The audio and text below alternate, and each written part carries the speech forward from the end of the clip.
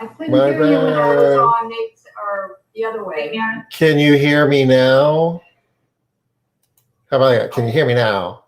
Not you, Linda. He's talking about. Yeah, I think we're good now. Thank you. Okay. Sorry. Can you hear me now? Yeah. Wow. Hey, one piece of news. This is a Facebook post I did earlier in the week. Once a month, Department of Labor, Bureau of Labor Statistics, does this thing they call a JOLTS report. It's a Lots of echo, lots of echo. This is a Facebook post I did earlier in the week. Who's streaming? Yeah, I think you gotta mute everybody. I went ahead and muted Linda for a second there. Yeah. Okay. There we're good. Now we're Yeah. business.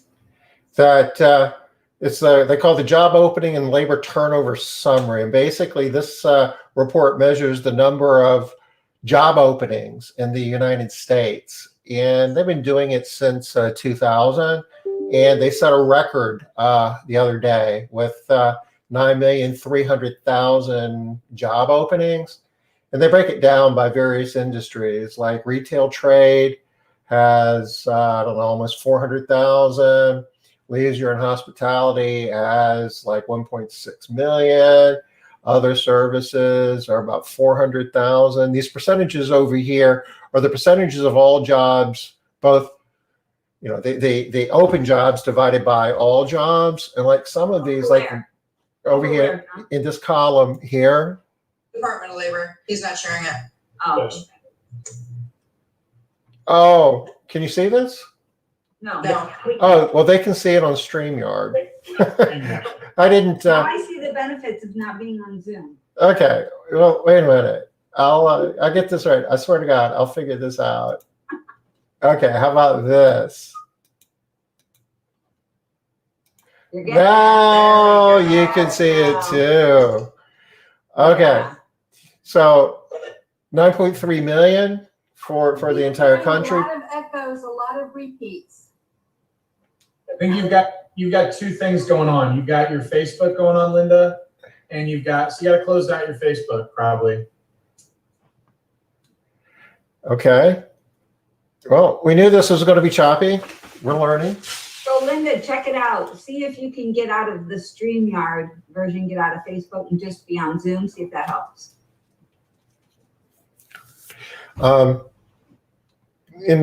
So you can see how it's broken down by like retail trades got almost 1 million openings. Leisure and hospitality has got like 1.5 million. Other services, which I guess house cleaning would be in there, is like almost 400,000. And these are the percentages of, you know, the open jobs divided by, you know, open plus filled jobs. And some of these, like in hospitality and leisure, are over 10%. Other services are like 6.5%. This is the highest it's ever been over the 20 some odd years that they've been measuring it. So maybe, and you can see how the numbers keep getting bigger and bigger month after month, and more job openings. That's why one of the reasons, I mean, these numbers kind of reflect what we already know. It's hard to hire people right now.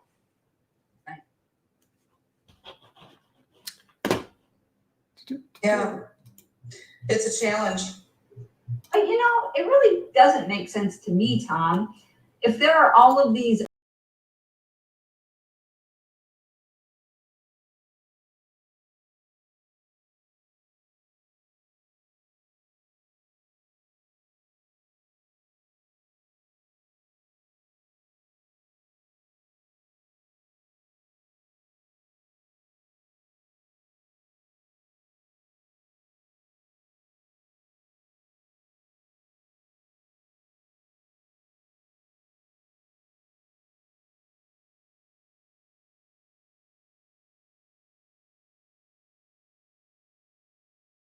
$15 an hour, and they don't have to work 2 jobs anymore, or maybe they decide they don't need 2 incomes in their household anymore, and they're gonna sell a car and you want a one-income family. It's not just the unemployment. We want to blame that, but when that goes away, I don't think it's going to be like the waterfall is going to be on. We're going to have all these employees coming through our door. It's going to help, but it's not. I think work has changed. I think, this is way off topic for today, but my brother-in-law used to bring up guys on visas for 9-month work visas, and I mean, I'm about ready to start a business doing that if that program ever comes back. It's just not like it. It's not like it used to be. They don't give out as many visas as they used to. But that may well be the answer, to figure out programs like that. I mean, that doesn't solve things today, but it might help in the future. Yeah, I mean, we've known this was coming though, right? I mean, all the baby boomers retiring, from an HR perspective, we knew that they were gonna exit. And I bet that's part of it too, Matt. I agree with your statement that it's not just unemployment. I mean, Yeah. I guess I didn't think out, bigger picture, that people maybe just don't want to go back to work, or they don't have to, like you said. So yeah, your point's valid. That actually kind of segues. So we're talking about unemployment and how that affects our business and not being able to, hire as well as we like. That kind of goes to a couple things that you've done really well during this. Is like you've really pivoted to earn more money per customer and generate more revenue per hour per employee, right? That's one thing. What are some other things you've kind of pivoted to, with this tighter labor market, and what are you doing that's marketing related to kind of shift your perspective on this? Yeah, I mean, I think those are the two major things, is that the demand is so high that we can raise our prices. And, Laura is my salesperson. She's on here, so I'll have her pipe in with anything, because she talks mostly to the customers. But, it's creeping that number up, and, not taking on. So we all understand that the move-in, move-outs, and the one-time cleanings are very taxing on our cleaners. So if we can eliminate that and keep our cleaners happy by not giving them such hard work, then, they tend to stay a little bit longer. But in addition to that, one of the things, two things that have actually been working really well from a marketing standpoint is the email marketing. Every single time I send out an email, I get new clients. And one email costs you, I mean, you guys all do email marketing. It's next to nothing, right? Your return is over 4,000%. And if you can get one client to sign up, then your attrition rate on clients is, I don't know, you keep them for 8 years. I mean, you've made a ton of money off that client. So between email marketing, and then I'm in love with Google LSA. If you guys are not using it or don't know what it is, I'm happy to spend some time talking about that today too. Yeah, I don't know what that is. Yeah, what is that? Okay, all right. So Google LSA. So you know how Google does their local service ads? Or I'm sorry, you know how Google does their paid ads, right? Yeah, Right. So can I share my screen for a moment here? sure. I'll kind of show you what it looks like. So I have a company that I've referred a lot of my coaching clients to that I'm happy to send. I'll put it in the chat later. But if I were to do a search, let me just go do an incognito. I'm going to go look for maid service, Rochester, New York. So these right here at the top, can you guys all see my screen? Yep. Right. So this is Google LSA. So then you got all the ads that pop down below, right? And then this is going to rotate based on how much you're paying per lead, your reviews, and Google is even doing phone recording so they hear how you're speaking to the people on the phone, because they record the call, right? But they're listening to see, like, are you being a jerk or are you being super sweet and nice? Because if you are, they're going to keep you at the top of the list. Now, in my area, I don't have a lot of competition. So you ready for this? I paid $15 a lead. 15. So one client gets you, what's your average rate? $3,000 a year? You're paying nothing. So give me another city to look and I'll go see what you got. Where are you at? St. Louis? St. Louis, yeah, I'm using these, but they're Oh, very. you are. Yeah. But Is it- should be, You are. yeah, we should be on the top 3 of this.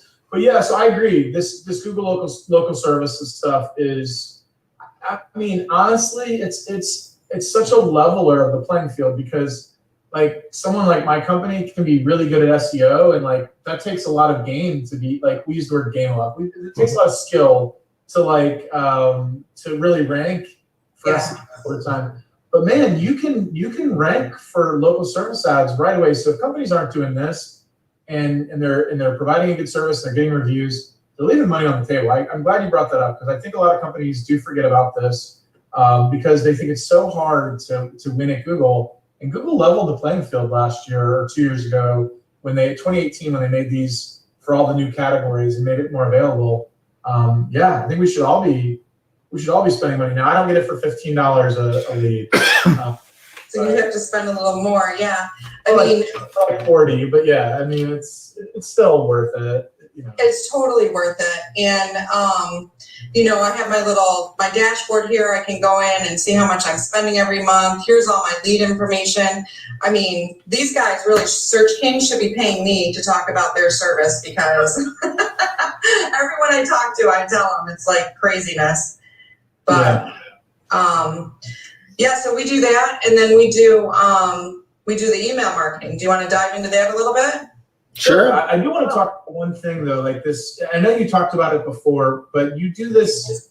We talked about it on our call today, and I think it's a really good thing to talk about. You actually have a step up in your clean that gets you $30 more per cleaning. Yeah.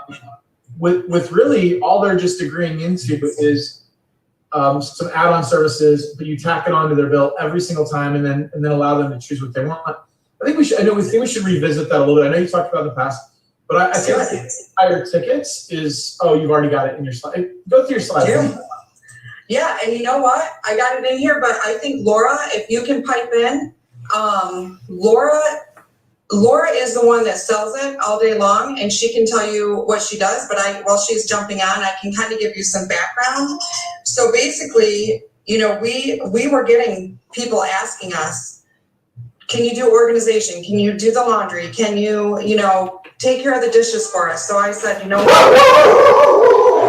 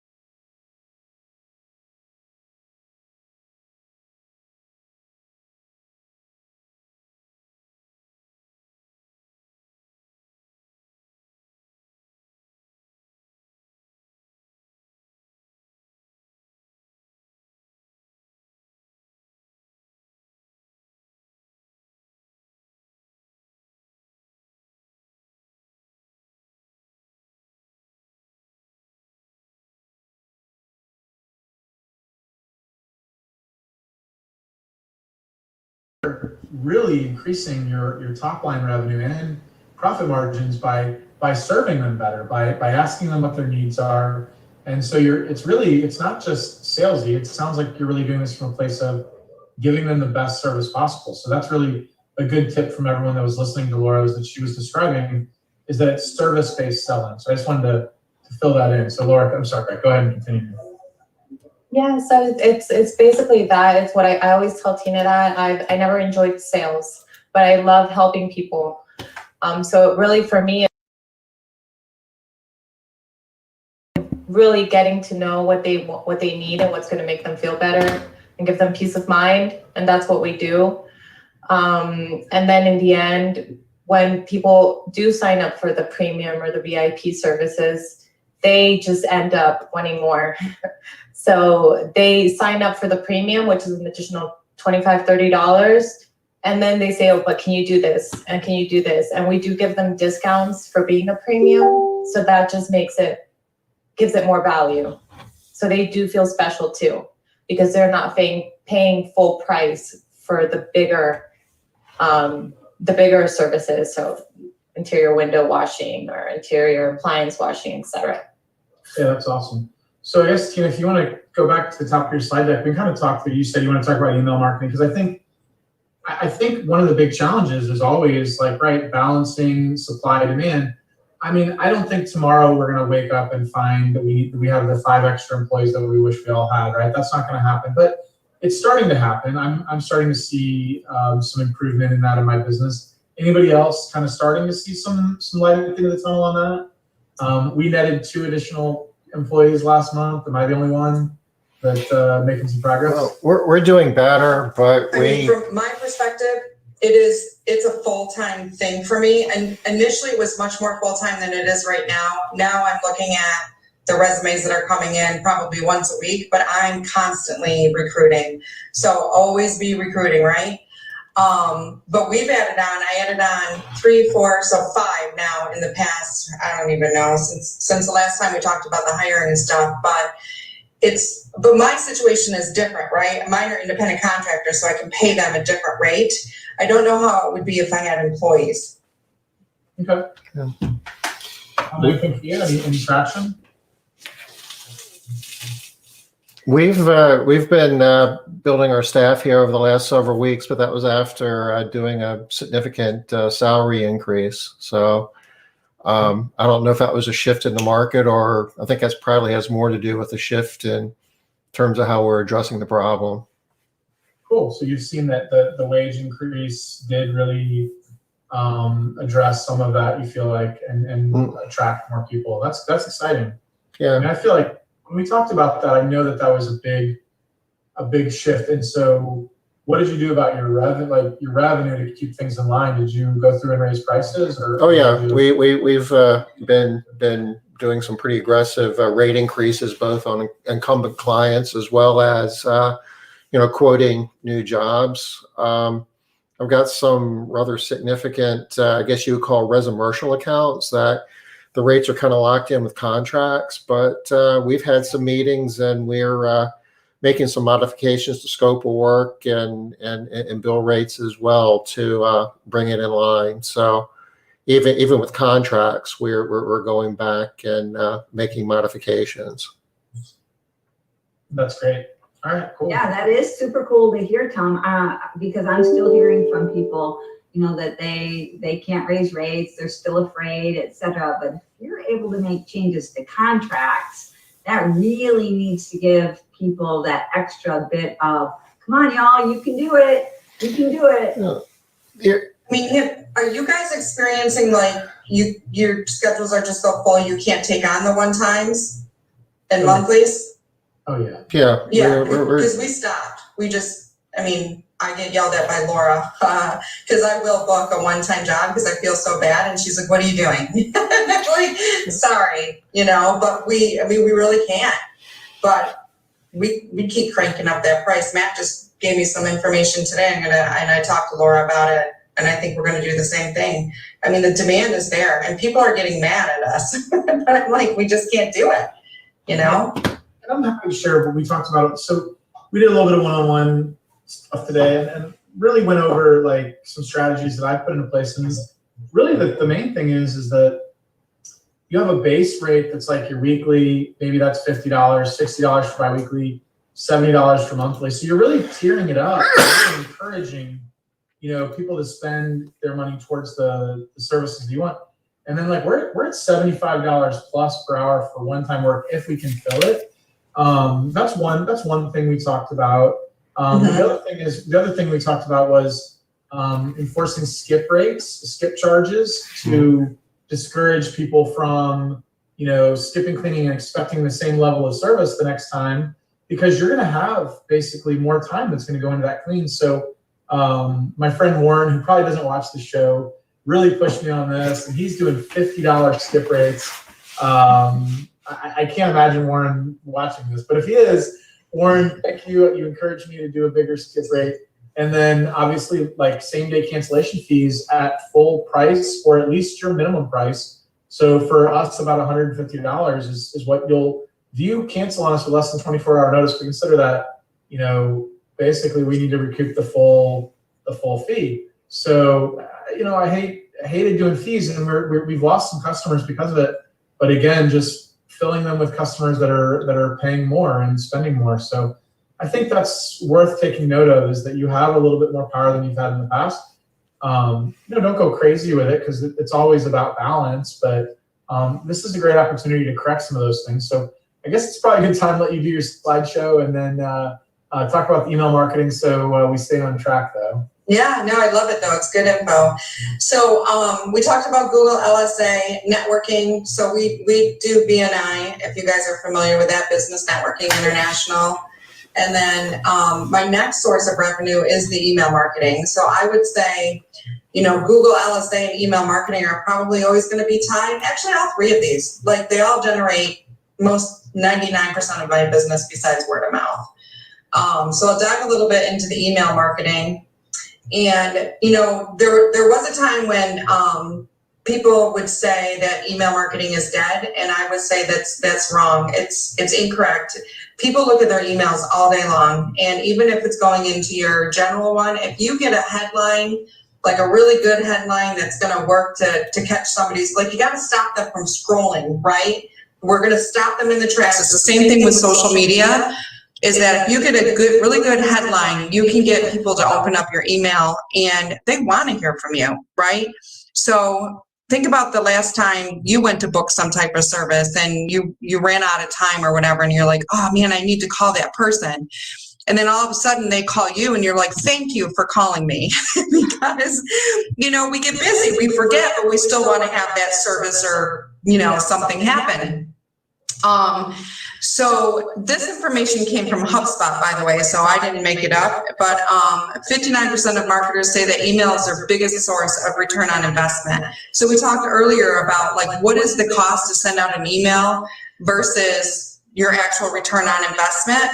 And it's huge. I mean, if I could tell you that for every dollar, you're going to get $44 back into your bucket, I mean, why would you say no? I mean, you can't get that on any stock. You can't get that in any, flipping of a house or whatever. So, I mean, that's a huge return on investment.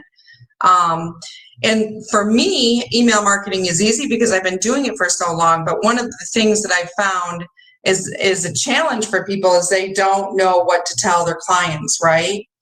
And I would say that the biggest thing is, why do you do it? Because it's all about brand awareness, right? You want people to remember your name. You want them to remember your logo. You want them to remember as much about you as possible. And if you're hitting them through Google Ads, your website, however you're doing your marketing, this is just another piece of that. And I would say probably the least expensive piece. You can also build programs to do lead nurturing, right? So I've had lots of people, Laura said this to me the other day. I said, oh, okay, I closed this estimate because they went with somebody who's cheaper. She's like, they'll be back. I'm like, I know. In 3 more months, they're going to get mad with their other company. And I want my email to be in front of them where I can say, see, I told you.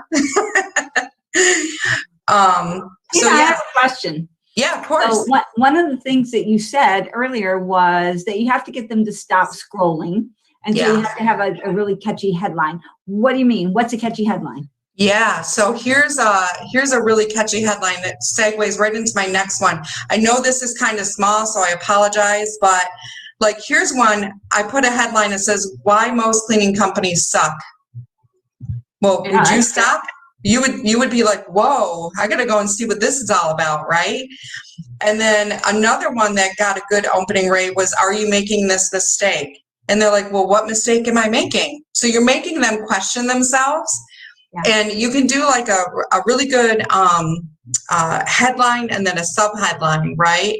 And so my sub headline to this might be something like, "Are you making this mistake?" My sub headline might be, "I was too until I realized this trick," right?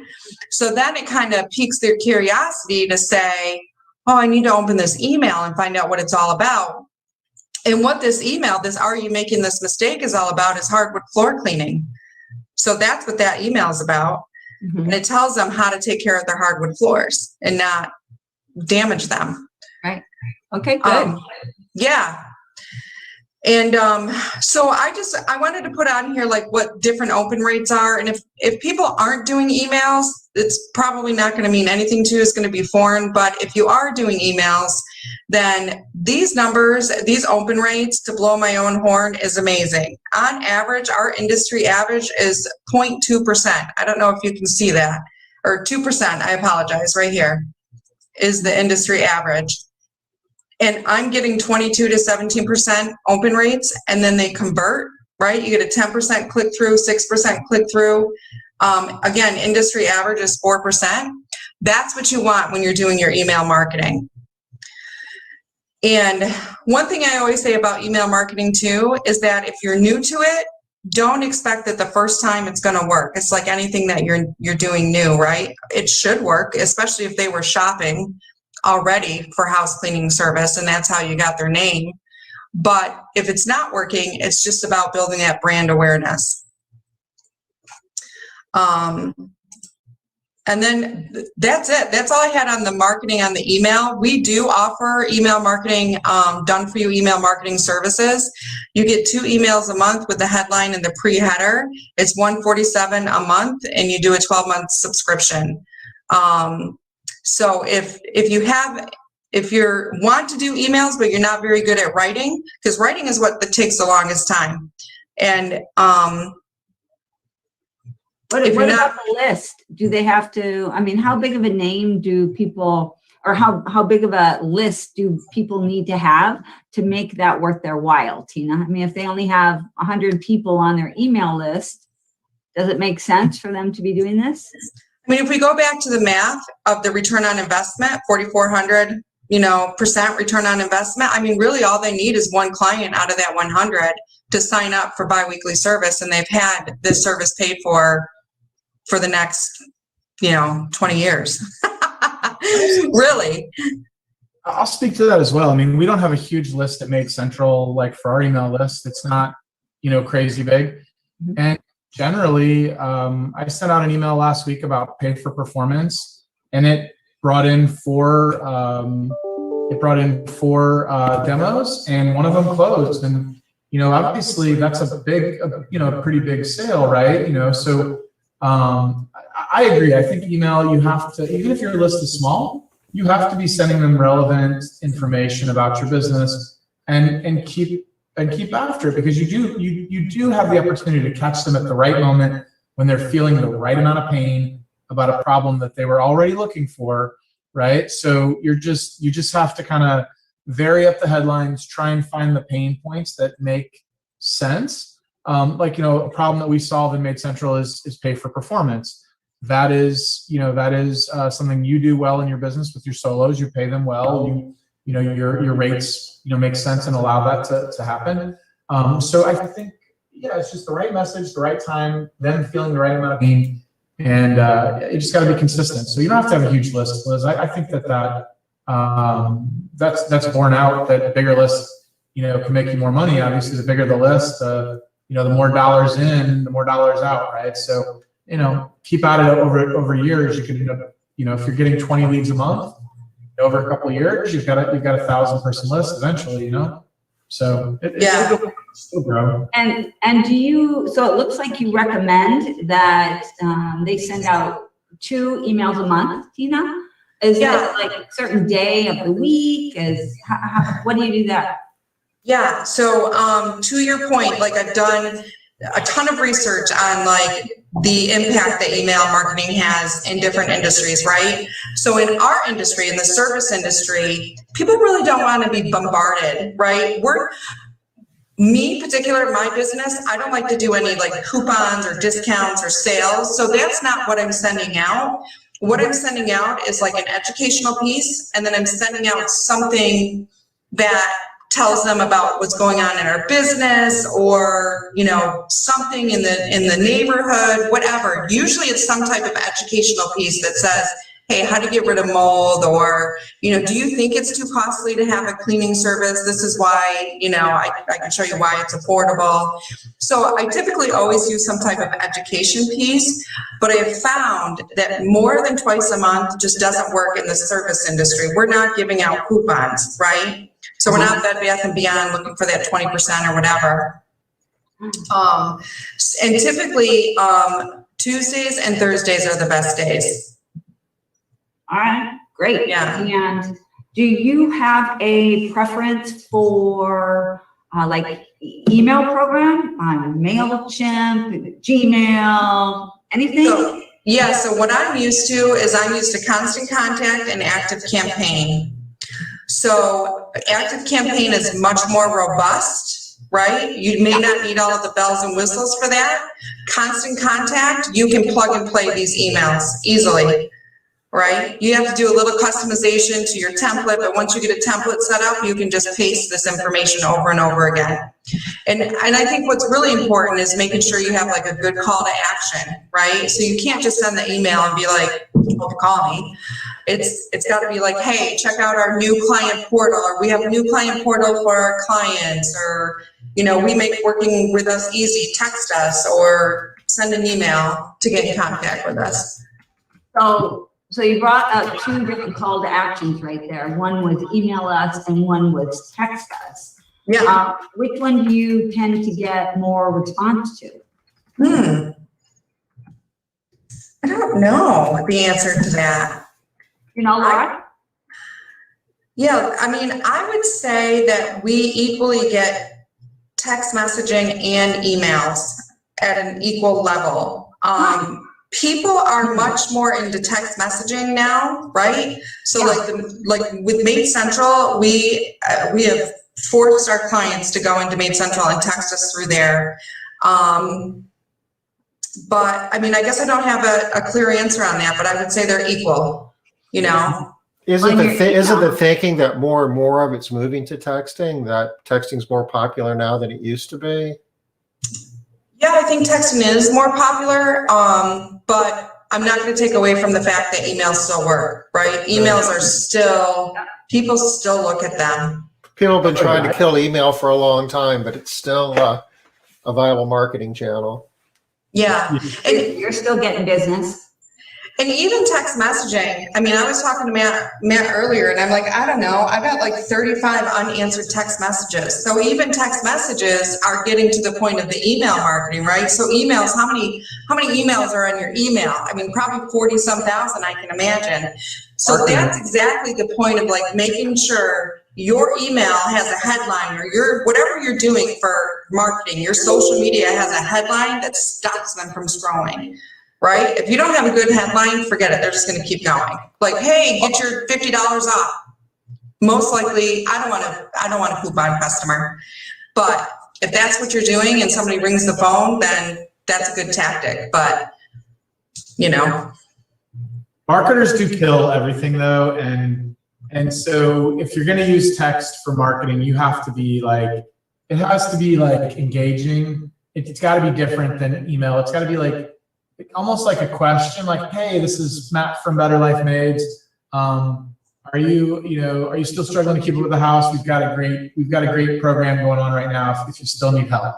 It's gotta be looking for a response. That's a whole nother topic, but I've seen some really good, good information on creating responsive text programs that actually get people to reply and engage with it. Even if you're using like a computer or like AI or automation to do the text, there's ways to kind of make it feel and act as if it was a person sending it, and that's important. But as far as the email goes, I would say, yeah, I mean, that's why I gate. So a lot of people do online booking without a gate. They just take them to the online booking page. And I still gate it. I want to get their name, email address, and phone number before I take them to my online booking page, because I do want to be able to long-term market to them. And even when they're a customer, though, just think about this. Your reminder emails are marketing efforts too. Like you can put specials in your marketing email. So back to the point of like how Tina makes a lot of extra money per customer with like her programs. Every time you send them a reminder, you could be like, hey, we've got a special on this going on doing, baseboards this month, or some other activity that can increase your ticket per customer right now. Because you're already driving to their house. It doesn't take a ton more time to do it. A lot of that overhead is baked in, so it makes sense to get more services while you're at their houses, within reason. I mean, you can't overwork your people if you just have staff, but higher tickets are good, and I think you can bake this into every piece of communication you do with your current customers. And, to your point, Matt, with the email marketing, I think the other thing that it does is like, literally, I was at Soft Surroundings shopping, and this lady's like, wait, Tina Servis, like, I get your emails. I have no idea who this lady is, right? She signed up someplace, and I pretended like I knew her. It was like, oh, it's so nice to see you. But I have no idea who she was, but she knew me by the email marketing. And then I had a client who, I think she signed up last year, maybe the year before. She's been on the email for 8 years. 8 years, and she called up and she said, okay, my other person retired, I'm ready now. Can you please, come and service our house? So 8 years. I mean, you may not get them today or tomorrow, but at some point, if you keep doing it, they like it. Yeah. That's good. That's true. Yeah. Well, they see you and they remember you. I had one guy, I sent out an email. He did a video testimonial. So he was a monthly client. He canceled because we really sucked at his cleaning. And then I sent out an email that was titled Vodka. It's not just for drinking. And he opened it up and he was like, wow, I didn't know you could do that with vodka, right? Like, I don't know, I could get the cheap stuff. But he ended up coming back. He signed up for bi-weekly service, and he gave me a video testimonial and a Google review, all from that one email on vodka. Rich Baker, Laura, just so you know. Is that crazy? And you think Rich is watching us today? I don't know. Hey, Rich.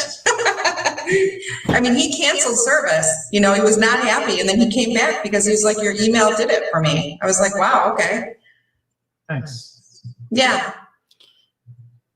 Yeah, that's a very interesting thing to think a little bit more about, because he said he left because the service wasn't good, but he came back about something that didn't have anything to do with service. So how long until he's not happy with the service again? And do you have to keep peppering him with how to clean with champagne and how to clean with, Crystal, I don't know. I let Laura talk to him when they drive me insane anymore. But no, I don't know. I mean, he's been back on for a year, just over a year now, I believe, and I don't know. I mean, video testimonials are a little bit of work, so to take time out of his day to do that, I thought was like, wow, this is great. I mean, he went from not happy, canceled, and coming back, spending more money, being a bi-weekly client. And doing a video testimony. You're right. Those are a little bit of work. They're not easy. Yeah.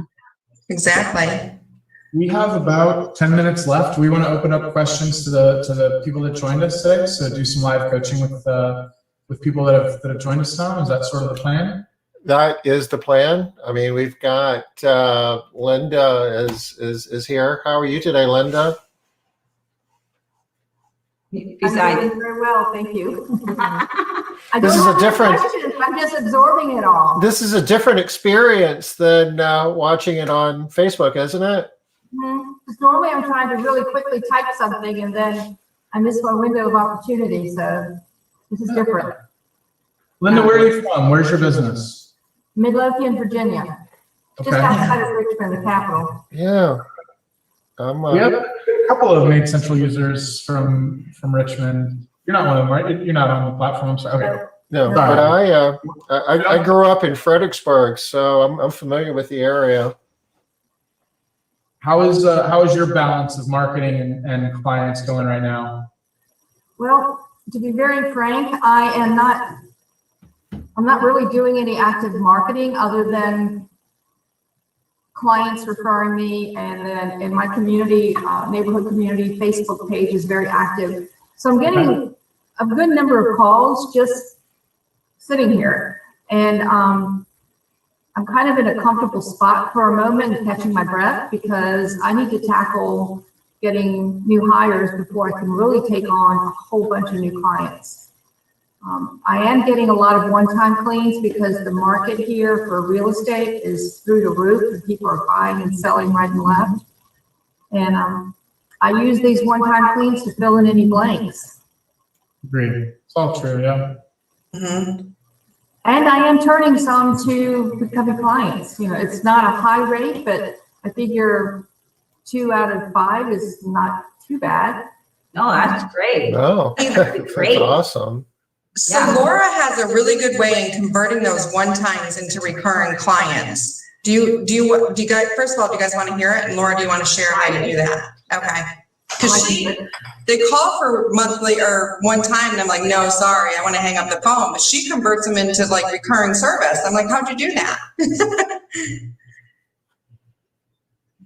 Go ahead, Laura.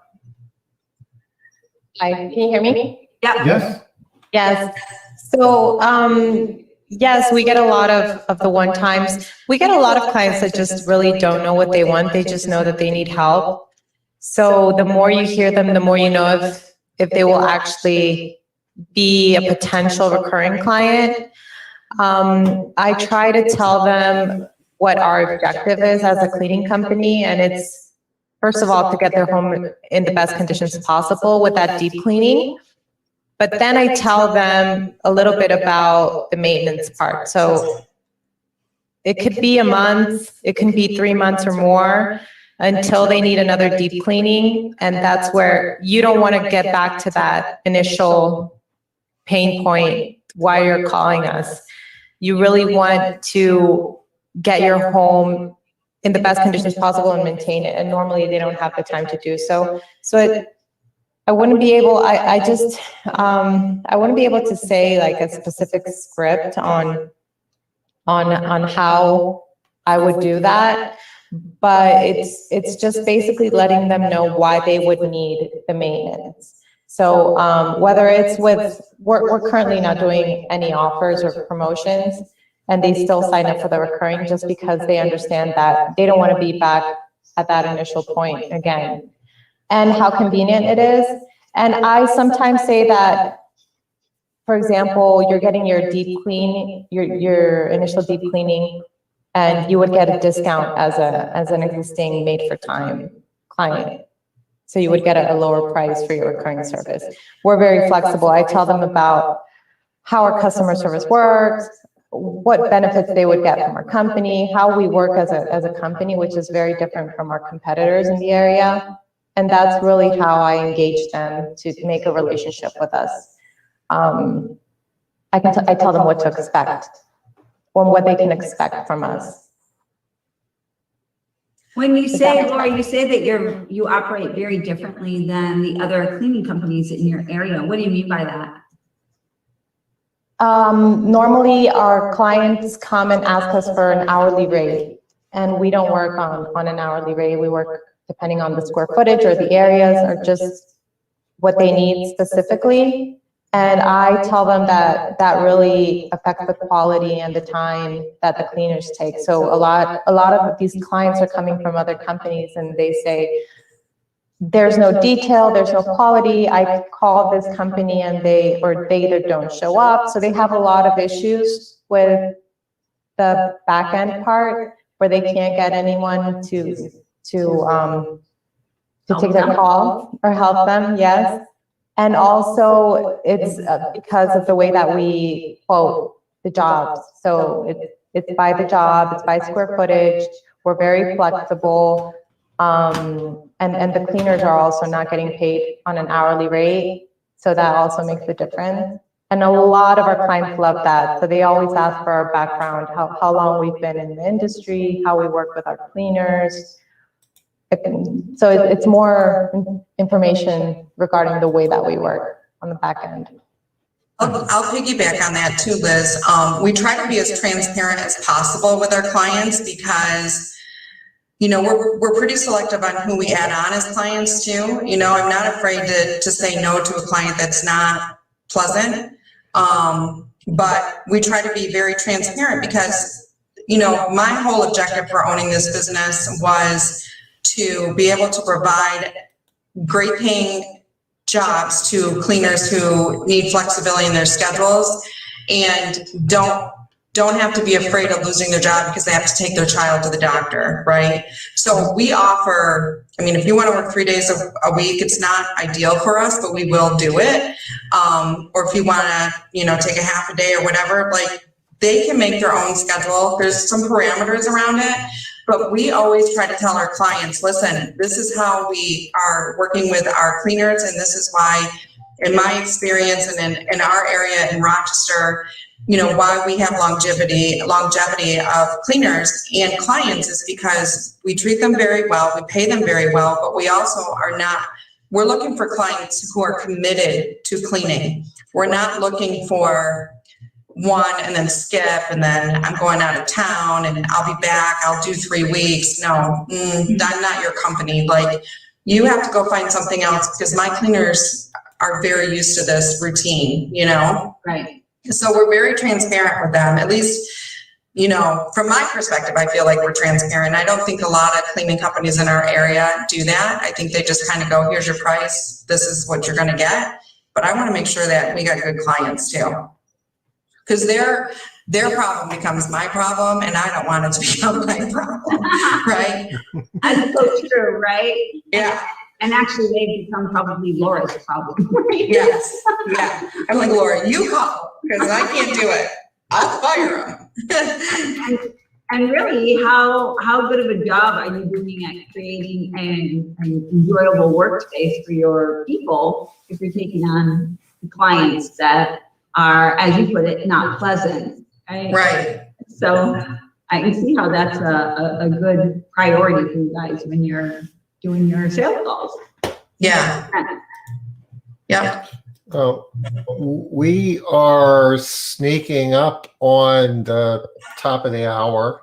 Want to share what we're going to be doing next week and how all this Real quick, works. Tom, before you go off there, just Tina, if people want to talk with you more about the 2 emails a month, should they hit you up at, I don't see that info here. Oh, let me see. Where did I put it? I think it's on the first page.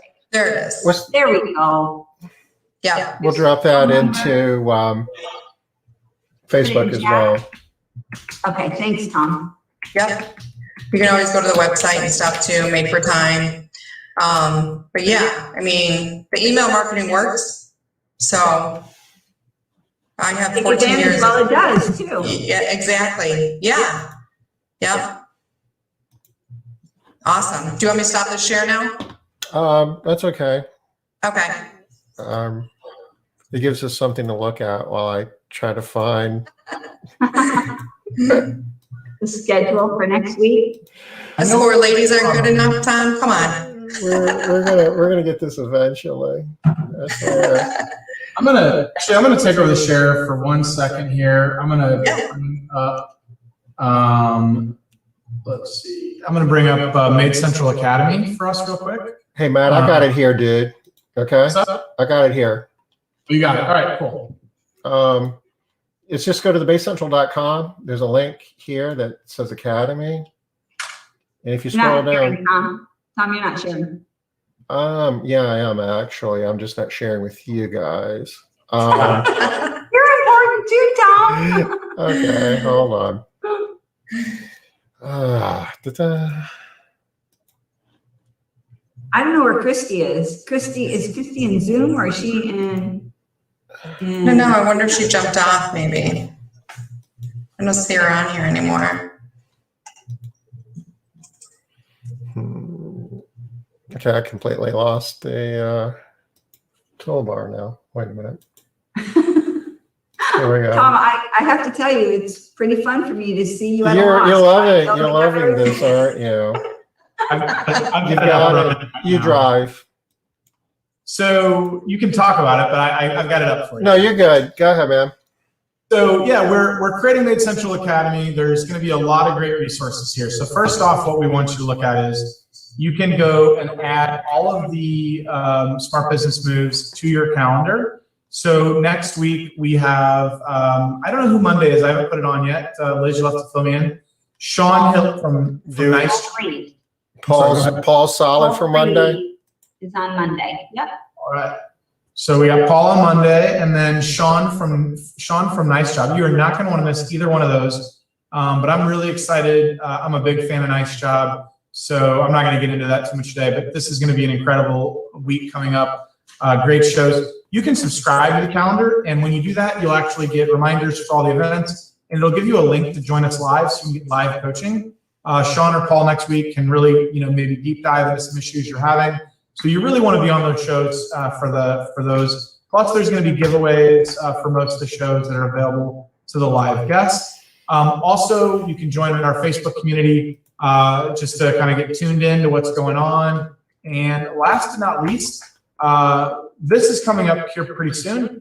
We're going to create a document library for if there's a document from the show or something that's industry specific from some of our coaching. There's going to be a great library of resources for you and your business to help you really, make the most of these topics and leverage this knowledge in one unified place. So that's coming here soon, and that'll be available to everyone that signs up for Made Central Academy. All you got to do is give us an email to join Made Central Academy. It's that easy. Okay, guys, we are at the top of the hour.